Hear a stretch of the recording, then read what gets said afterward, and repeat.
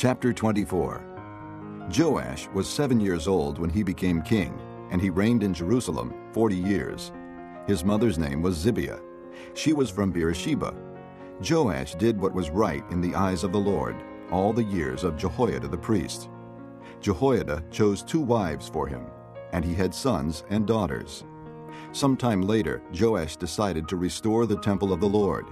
He called together the priests and Levites and said to them, "Go to the towns of Judah and collect the money due annually from all Israel to repair the temple of your God. Do it now." But the Levites did not act at once. Therefore the king summoned Jehoiada the chief priest and said to him, "Why haven't you required the Levites to bring in from Judah and Jerusalem the tax imposed by Moses, the servant of the Lord, and by the assembly of Israel for the tent of the testimony?" Now the sons of that wicked woman Athaliah had broken into the temple of God and had used even its sacred objects for the Baals. At the king's command, a chest was made and placed outside at the gate of the temple of the Lord. A proclamation was then issued in Judah and Jerusalem that they should bring to the Lord the tax that Moses the servant of God had required of Israel in the desert. All the officials and all the people brought their contributions gladly, dropping them into the chest until it was full. Whenever the chest was brought in by the Levites to the king's officials, and they saw that there was a large amount of money, the royal secretary and the officer of the chief priest would come and empty the chest and carry it back to its place. They did this regularly and collected a great amount of money.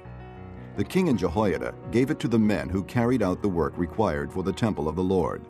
They hired masons and carpenters to restore the Lord's temple, and also workers in iron and bronze to repair the temple. The men in charge of the work were diligent, and the repairs progressed under them. They rebuilt the temple of God according to its original design and reinforced it.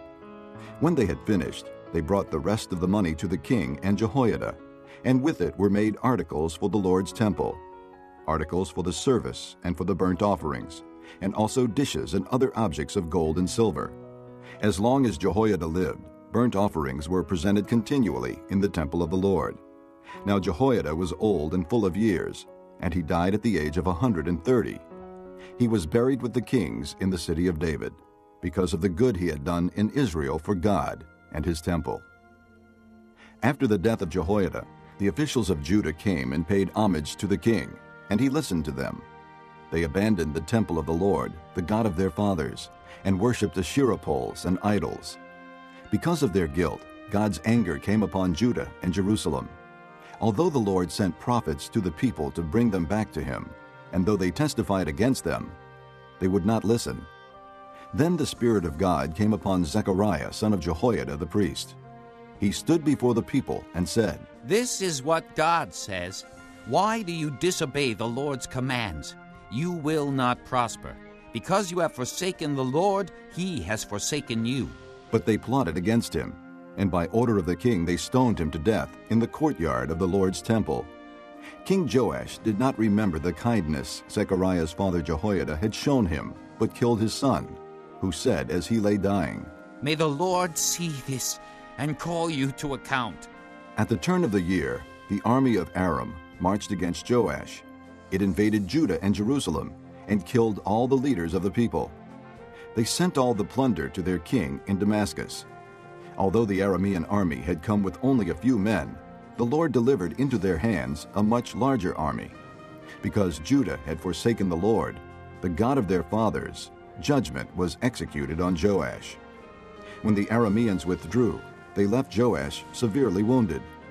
His officials conspired against him for murdering the son of Jehoiada the priest, and they killed him in his bed. So he died and was buried in the city of David, but not in the tombs of the kings. Those who conspired against him were Zabad, son of Shimeath, an Ammonite woman, and Jehozabad, son of Shimrith, a Moabite woman. The account of his sons, the many prophecies about him, and the record of the restoration of the temple of God are written in the annotations on the book of the kings. And Amaziah, his son, succeeded him as king.